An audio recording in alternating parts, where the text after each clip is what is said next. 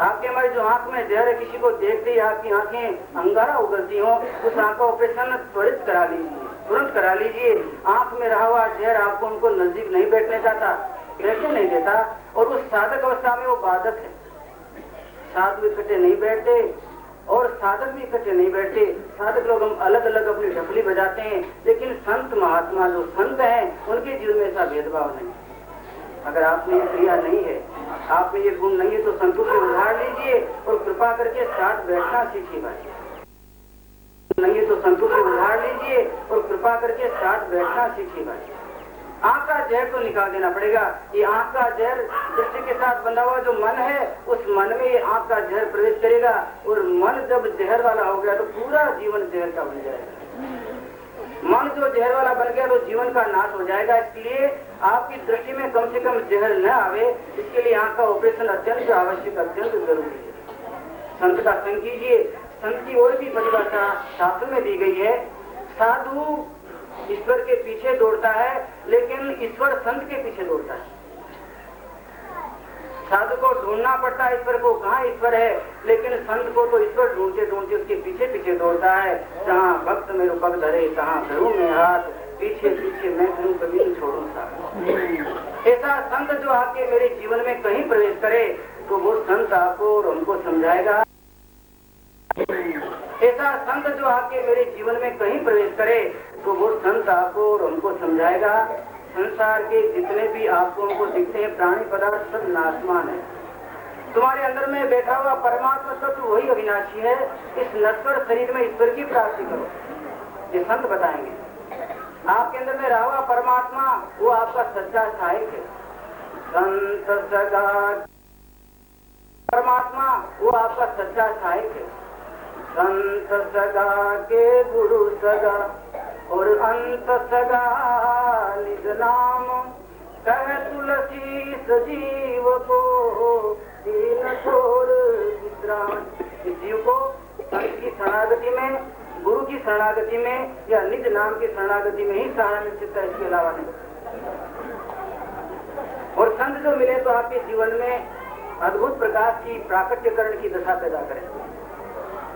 कहते हैं जब अष्टावक्र महाराज जनक राजा के राजमहल में पहुंचते हैं तो वहाँ बैठा हुआ विद्वत समाज ठाका मार के हंसने लगे। विद्वत समाज ठाका मार के हंसने लगे। पूछा गया क्यों हंसते हुए, तो समाज ने कहा कि ये तो आपके शरीर को देख हंसा गया। आपके शरीर में अंग अंग में कितने ही टेढ़े मेढ़े अंग हैं, अंग अंग में बहुत वाक है। उन सबको देख के अष्टावक्र जी हंसने लग गए और बताया आप सब लोग ये नहीं जान पाए कि पूजा होती वो आत्म तत्व की पूजा है, इस सर्व शरीर की पूजा नहीं। मेरा शरीर भले टेढ़े मेढ़ा रहा हो, मेरे शरीर में भले ही बाप हो, लेकिन मेरी आत्मा तो टेढ़ी मेढ़ी नहीं है ना। राजा जनक को बताया, राजा जनक नदी की धारा जब चलती है, नदी की धारा जब चलती है नदी में, तो नदी का रास्ता टेढ़ा मेढ़ा होता है। कभी नदी पूर्व वाहिनी बन जाती है नदी में, तो नदी का रास्ता टेढ़ा मेढ़ा होता है। कभी नदी पूर्व वाहिनी बन जाती है, कभी उत्तर वाहिनी बन जाती है, कभी पश्चिम वाहिनी बन जाती है, और अंततः गत्वा नदी समुद्र में जाके मिलती है। नदी का रास्ता टेढ़ा मेढ़ा हो सकता है, लेकिन नदी के अंदर बहने वाला जल टेढ़ा मेढ़ा नहीं होता, वो तो सीधा ही होता है। समुद्र में जाने के बाद वो जल सीधा हो जाता है। ईख के अंदर रहा हुआ रस वो टेढ़ा मेढ़ा नहीं होता। ईख टेढ़ा मेढ़ा हो सकता है, उसमें गांठें हो सकती हैं, लेकिन उसके अंदर रहने वाला रस टेढ़ा मेढ़ा नहीं होता। मिठाइयों में आप जलेबी को लीजिए, जलेबी घेरे वाला मेढ़ा नहीं होता। मिठाइयों में आप जलेबी को लीजिए, जलेबी घेरे वाला एक पदार्थ है, घेरे वाली मिठाई है, उसका आकार टेढ़ा मेढ़ा है, घेरे वाला है, लेकिन उसमें रहने वाला मिठास टेढ़ा मेढ़ा नहीं। जल टेढ़ा मेढ़ा नहीं होता, उसमें रहने वाला मिठास टेढ़ा मेढ़ा नहीं। जल टेढ़ा मेढ़ा नहीं होता, गन्ने में रहने वाला रस टेढ़ा मेढ़ा नहीं होता, मिठाई के अंदर प्रवेश करने वाला मिठास टेढ़ा मेढ़ा नहीं होता, उसके बाहर के आकार वो टेढ़े मेढ़े हो सकते हैं। इसी तरह हे राजन, मेरे अंदर रहा हुआ आत्मा टेढ़ा मेढ़ा नहीं है। शरीर भले टेढ़ा मेढ़ा हो और सही तो आज है और कल नहीं, आत्मा तो शाश्वत रहने वाला है। उस आत्म तत्व का खोजी तुम्हारे समाज में कोई नहीं, सबकी धर्म दृष्टि क्यों? मेरे अंदर अग्नि जल रही है राजन, तुम देख नहीं पाते हो। मेरी आत्मा है वो जागृत आत्मा है और तुम सबके अंदर सुषुप्त आत्मा। आत्मा दो तरह की, जागृत और सुषुप्त। आप भी कोई ऐसे संत से मिलिए जो आपकी जीवन की सुषुप्ति में जागृति प्रदान करे, आपके बुझे हुए दीपक को जला दें सहज भाव में। और बुझा हुआ दीपक जब जलेगा तो आपको प्राणी मात्र में अपना परमात्मा नजर आएगा और आपके अंदर एक ऐसी जिज्ञासा जगेगी जिसमें आपको वैर, विरोध, द्वेष, ईर्ष्या, कपट, पाखंड शब्द आपके दूर हो जाएंगे।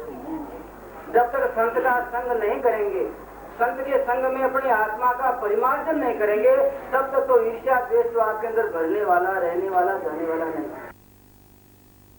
आत्मा का परिमार्जन नहीं करेंगे, तब तक तो ईर्ष्या, द्वेष तो आपके अंदर भरने वाला, रहने वाला, जाने वाला नहीं। कभी आपके पड़ोस में की अग्नि लगे ना, तो आप देखिएगा फायर ब्रिगेड वाले पानी की मोटरें भर के, टैंक भर के लाते हैं और पूरा घर जलने की तैयारी में है। लपटें बड़ी ऊंची ऊंची जा रही हो, उस बड़ी भयानक लपटों के उस साम्राज्य के अंदर वो आप देखिए फायर ब्रिगेड के सब जितने भी फायर फाइटर्स होते हैं वो सब घुस जाते हैं अग्नि में, जलती अग्नि। आप हम दूर भग जाते हैं, जिसका घर है खुद घर का मालिक दूर भग जाएगा। बड़ी बड़ी लपटें 20-20, 25-25 फुट तक जाती हो। अगर बच्चा अंदर छूट गया, अगर माँ बूढ़ी अंदर रह गई, अगर बूढ़ा पिता अंदर रह गया, फिर भी हमारे अंदर में जाने की हिम्मत नहीं होती, क्योंकि 20-25 फुट की दूरी से अग्नि का दाहक ताप हमको जला देने को तैयार रहता है। लेकिन वो फायर फाइटर्स जो हैं वो दौड़ते दौड़ते आपके घर में घुस जाते हैं और घर में दौड़ते दौड़ते आपके पिता को ले आते हैं, आपकी संतान को ले आते हैं, आपकी माता को ले आते हैं। क्या कारण? कारण यह है वो फायर फाइटर्स जो होते हैं वो भी आपकी मेरी तरह मनुष्य ही होते हैं, वो भी आदमी होते हैं, लेकिन एंटी फायर उनके कपड़े पहने रहते हैं। उनकी पोशाक जो होती है, उनकी ड्रेस जो होती है वो एंटी फायर होती है और एंटी फायर ड्रेस होने से वो दौड़ते दौड़ते अंदर घुस जाएंगे जल्दी लपटों में, अग्नि में। अग्नि शामकता उसकी ड्रेस में रहती है, अग्नि उसको प्रवेश नहीं कर सकती, जला नहीं सकती। वो दौड़ते दौड़ते अंदर गए, आपके माता पिता को, आपके प्रियजन को उठा के ले आए और बाहर रख दिया। अग्नि ने उनको जलाया नहीं, लेकिन उनके बदले अगर हम जाते तो हम जीवित वापस नहीं आ सकते थे। बस जगत के अंदर संतों में आपने इतना ही फर्क, इतना ही भेद। इस जगत के अंदर जो माया की लपटें, इस जगत के अंदर जो माया की अग्नि जल रही है, उस माया की अग्नि में अगर दौड़ते दौड़ते घुसोगे, माया के साथ लिपटोगे तो जल जाओगे, बचोगे नहीं। जब से घर में जो गया तो जल गया, जब से घर में जो घुसा तो वापस नहीं आया, खाक हो जाएगा। लेकिन आपके पास में रहे हुए आपने देखा कि फायर फाइटर अंदर घुस गए, उनके पास ऐसे कपड़े थे। इसी तरह इस माया के जलते संसार में, माया के जलते हुए घर में अगर आपने हमने बहुत प्रवेश करने की इच्छा रखी, बहुत इसमें बारंबार गया है, आप निश्चित जलोगे। अगर आपने हमने बहुत प्रवेश करने की इच्छा रखी, बहुत इसमें बारंबार गया है, आप निश्चित जलोगे। लेकिन संत महात्मा के गया है, आप निश्चित जलोगे। लेकिन संत महात्मा के पास एंटी फायर कपड़े रहते हैं, उनके पास शील होता है, उनके पास सत्य होता है, उनके पास दया होती है, उनके पास धैर्य होता है। सत्य, शील, दया और धैर्य के कारण से संत महात्मा होती है, उनके पास धैर्य होता है। सत्य, शील, दया और धैर्य के कारण से संत महात्माओं को ये अग्नि माया की लपटें जला नहीं सकती। इसलिए आप ऐसे अग्नि शामक वालों के साथ में एंटी फायर जो कपड़े पहने हो, पोशाक पहने, उनके साथ में प्रीति कर लीजिए, तो आपके माँ को ला देंगे, आपके पिता को ला देंगे, आपकी बहन को ला देंगे, तो आपके माँ को ला देंगे, आपके पिता को ला देंगे, आपकी बहन को ला देंगे। वो अग्नि में घुसे तो कोई तकलीफ नहीं उनको, वो माया में रहते हुए भी आपको, हमको माया की लपटों से बचाएंगे। आपको अगर कहीं मिले तो ऐसा अग्नि शामक कपड़ा पहना हुआ कोई व्यक्ति कहीं आपको मिल जाए जिसको माया की लपटें नहीं छुपाती, उसका संग कीजिए, उसका संग आपको जीवन के अंदर क्रांति देगा। वरना आप और हम ज्यादा माया में डूबने जाएंगे तो माया जला देगी, छोड़ेगी नहीं। माया का नियम है, माया का स्वभाव है, माया जगत के अंदर रहने वाले को जलाती है, उसको जन्माती है, उसको मारती है। लेकिन संत महात्माओं को माया नहीं छू सकती, उनके पास भक्ति का मान सुंदर आवरण पहना हुआ है, भक्ति का सुंदर बख्तर उनके पास में है। सत्यशील दया धैर्य रूपी ठंडक कपड़े उनके, वो ठंडक के कपड़े उनको जलने नहीं देते। अगर आपको भी नहीं जलना हो तो हरदम सत्संग के अंदर तो प्रवेश करना ही पड़ेगा। सेवत साधु द्वेष भय भागे, सतगुरु चरण कमल नयना।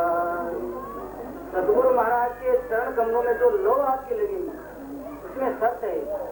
साधु की सेवा करिए, संत की सेवा करिए तो आपके अंदर रहने वाला द्वेष भाव, ये मेरा ये तेरा, ये द्वेष भाव चला जाएगा।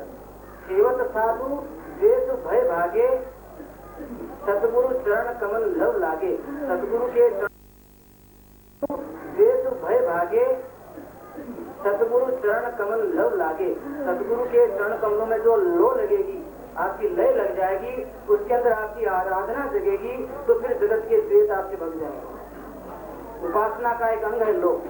लो का मतलब लगन। लगन जब लगेगी तो आपकी उपासना चलने लगेगी। जब तक लगन नहीं है तब तक उपासना नहीं। उपासना आपके जीवन में उतारना हो तो उसके लिए आपको सबसे पहले लगन लगानी पड़ेगी। कहाँ? सतगुरु चरण कमल लय लागे। सतगुरु महाराज के चरण कमल में जब आपकी लो लगेगी, उत्कंठ आपकी इच्छा, उत्कंठा उत्कट आपकी प्रलंब इच्छा वहाँ लग जाएगी। उसके बाद में भक्ति के महान सुंदर प्रशस्त मार्ग में आपका पहला कदम होगा। लो लगनी चाहिए। और शस्त्र में मोटा शस्त्र है, वो लो ऐसा शस्त्र है जो माया को काटने वाला है, वो समर्थ है। माया का महान प्रबल प्रसार है, इसके अंदर लो का जो शस्त्र रहेगा तो उसमें 3 अवस्था आप त्याग सकते हैं। 3 अवस्था को तजहु बजहु एक भगवंत, मन क्रम वचन अगोचर है, अविगत अपमा। जो मन क्रम वचन से अगोचर है, जो दूर गया हुआ है, उस परमात्मा को भजना है तो संत महात्माओं के चरण कमल में लो लगाइए। वो लो लगेगी तो आप 3 अवस्थाओं को छोड़ सकते हैं। जाना जाए 3 अवस्था कौन सी है? सबसे पहली अवस्था है भक्ति मार्ग में स्थूल सगुण आकार। कोई भी आपको अच्छा लगे, स्थूल सगुण आकार, कोई भी आपको अच्छा लग गया, किसी में आपको प्रीति जग गई, उस व्यक्ति के प्रति आपकी जिज्ञासा जगी, उस जिज्ञासा में आपको साधना की प्रवृत्ति मिली। स्थूल सगुण साकार ऐसा स्वरूप। लेकिन फिर संत महात्मा बताएंगे परमात्मा स्थूल सगुण साकार तक ही समाप्त नहीं हो जाता। संत महात्मा बताएंगे परमात्मा स्थूल सगुण साकार तक ही समाप्त नहीं हो जाता। उसके आगे बढ़िए तो सूक्ष्म सगुण साकार। स्थूल तत्व तो आपकी हमकी चमड़े की आंखों से दिखता है, लेकिन जो सूक्ष्म तत्व है वो सूक्ष्म तो कहते हैं ध्यान की दृष्टि में दिखता है। उसके लिए दृष्टि को सूक्ष्म बिंदु पे ले जाना पड़ेगा, उसमें आपको सूक्ष्म सगुण साकार मिलेगा। लेकिन उसके बाद भी परमात्मा के और भी कितने दर्जे हैं, उनका सुंदर स्वरूप, उनकी प्रतिमूर्ति और भी दिव्य होती जाती है। और कहा गया निर्गुण निराकार, स्थूल सगुण साकार, निर्गुण निराकार। स्थूल सगुण साकार, सूक्ष्म सगुण साकार और निर्गुण निराकार, ये 3 अवस्था। स्थूल सगुण साकार, सूक्ष्म सगुण साकार और निर्गुण निराकार, ये 3 अवस्थाएं इनको छोड़ देना पड़े। 3 अवस्थाओं को तजे भजे एक भगवंत, मन क्रम वचन अगोचर है, व्यापक व्यापी अनंत, जो सब जगत में व्याप है, सब जगत में व्यापक है। अणोरणीयम महतो महियान, आत्मा से जंतोर निहिता गुहायाम, प्राणी मात्र के हृदय मंदिर में परमात्मा विराजमान है। उस परमात्मा की प्राप्ति के लिए आपको मन को घिसना पड़ेगा। आज तक मन के अंदर जितने प्रपंच आपने भरे हैं, मन को प्रपंच का पटारा बनाया है, प्रपंच आपने भरे हैं, मन को प्रपंच का पटारा बनाया है, पिटारा बनाया, मंजूषिका बनाई है, मन को प्रपंच की पेटिका बनाया है। उसमें से मन को ऐसा आप सुंदर बनाइए, मन में से सब प्रपंच निकले। मन आपको सबसे ज्यादा ठगता है, कभी लोभी बनेगा, कभी लालची बनेगा, कभी भगतराज बनेगा, इस तरह से आपको ठगेगा।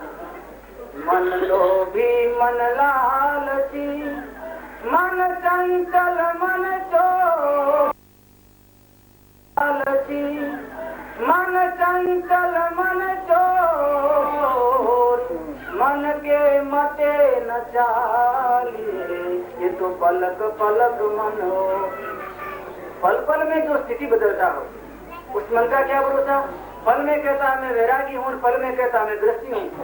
फल में ज्ञान चर्चा की बातें करता है तो स्थायी नहीं है, लेकिन संसार में वैरागी हूँ, फल में कहता मैं गृहस्थी हूँ।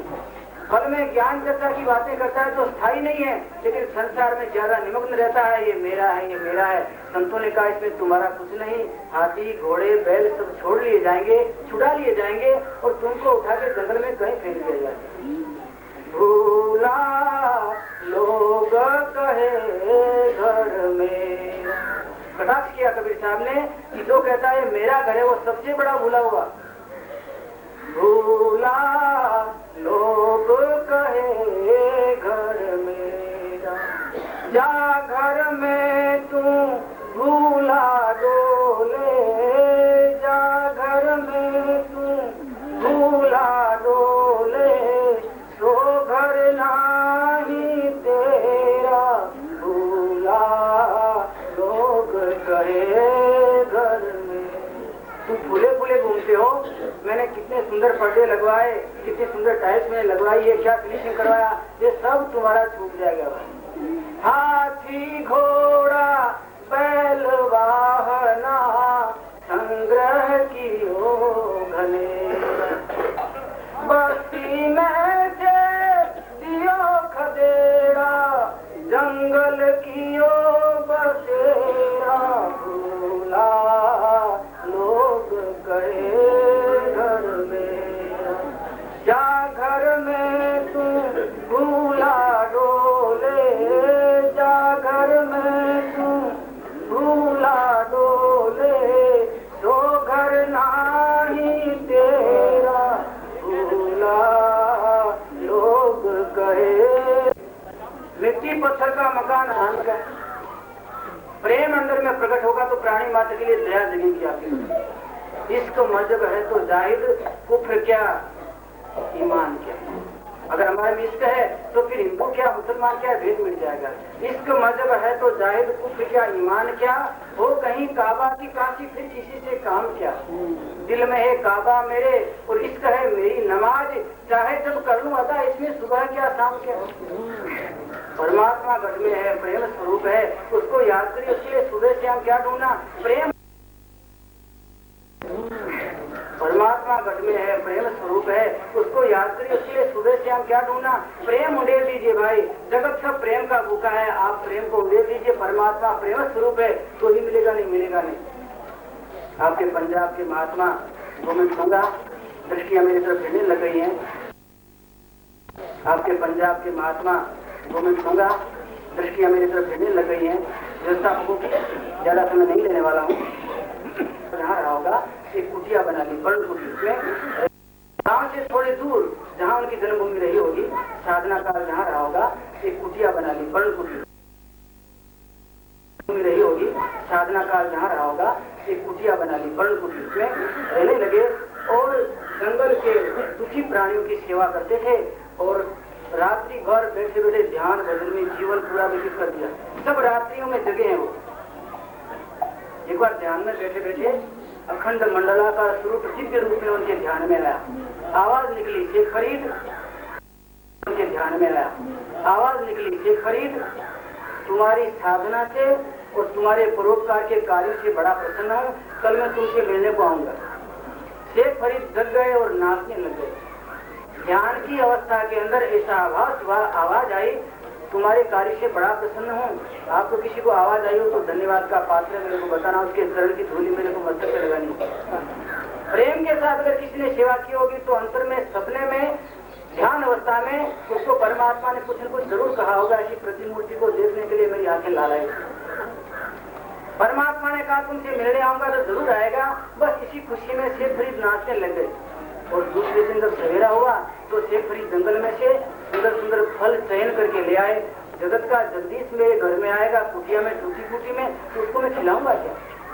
दिन भर बस लत्ते पत्ते में ढूंढते ढूंढते सुंदर फल ले आए और कहीं से गाय का गोबर ले आए, अपने पर्ण कुटिया में उसका लेपन कर दिया। अरे भगवान आएंगे तो टूटा फूटा ऐसा मेरे आंगन इसमें कैसे बैठेंगे। कुटिया को उन्होंने लीप दिया। उसके बाद विचार किया इस कुटिया में आंगन में परमात्मा बैठेंगे और मैं भी उनके साथ बैठूंगा। नहीं, मेरे को उनके लिए थोड़ा सा आसन बनाना चाहिए। एक ऊंचा सा आसन बना दिया और बस बार बार कुटिया के दरवाजे से निकल के पूर्व में देखें, पश्चिम में, उत्तर में, दक्षिण में, मेरा परमात्मा नहीं आया, भगवान नहीं आए, जगत का जगदीश्वर नहीं आया। उन्होंने कहा है मैं आऊंगा तो निश्चित आएंगे। ब्रह्म वाक्यम जनार्दनम, परमात्मा का वचन कभी फिर सकता नहीं। ब्रह्मांड भले घूम जाए, आएंगे, निश्चित आएंगे। घूमते घूमते शेख फरीद को पूरा दिन जंगल में व्यतीत हो गया, कांटे पेड़ में लगे। कभी विचार करते परमात्मा को क्या पता कि मेरी कुटिया का रास्ता कौन सा है, पूर्व में जाऊं। पूर्व में गए तो परमात्मा न मिला, पश्चिम में न मिला, उत्तर में न मिला, दक्षिण में न मिला। ऐसे करते करते शाम के 5 बज गए और सूर्य महाराज अस्ताचल की तैयारी करने लगे। ठंडी के दिन थे, उन ठंडी के दिनों के अंदर फिर भयानक ठंडी आकाश मंडल से उतरने लग गई, शरीर तल कांपने लग गया। शेख फरीद ने विचार किया परमात्मा आएंगे तो फिर वो भी तो ठंडी में कैसे यहाँ बैठेंगे। चलो मैं जंगल से लकड़ी ले आऊं। लकड़ी ले आए और जंगल में से लकड़ी लाके उसकी अंगीठी तैयार की। परमात्मा आएंगे उससे कहूंगा महाराज पहले हाथ सेक लीजिए, बैठिए, फल खाइए, फिर बातचीत करेंगे। अंगीठी तैयार हो गई, लेकिन शाम का अंधेरा छुटपुटा होने की तैयारी, परमात्मा तो नहीं आया। शेख फरीद शाम का अंधेरा छुटपुटा होने की तैयारी, परमात्मा तो नहीं आया। शेख फरीद ने कहा परमात्मा गलत होते हैं क्या? उनकी वाणी में, उनके वचन में विश्वास नहीं किया जा सकता क्या? इतने में ही उनकी कुटिया के पीछे के भाग में किसी के शिशने की आवाज आई, कोई शिशकता रहा। इतने में ही उनकी कुटिया के पीछे के भाग में किसी के शिशने की आवाज आई, कोई शिशकता रहा। अंदर अंदर में रोता रहा। शेख फरीद ने कहा शिशकने की आवाज कहाँ आ रही? बाहर निकले और पीछे के भाग में गए, तब तक तो ठंडी अपना की आवाज कहाँ आ रही? बाहर निकले और पीछे के भाग में गए, तब तक तो ठंडी अपना पूरी चादर के साथ में विस्तार कर, ठंडी ठंडी लहरें आपके कलेजे में से आर पार निकले सा वातावरण हो गया था। और देखते हैं एक क्षीणकाय महिला पीछे खड़ी हुई, समाज की परित्यक्ता, समाज ने उस वातावरण हो गया था।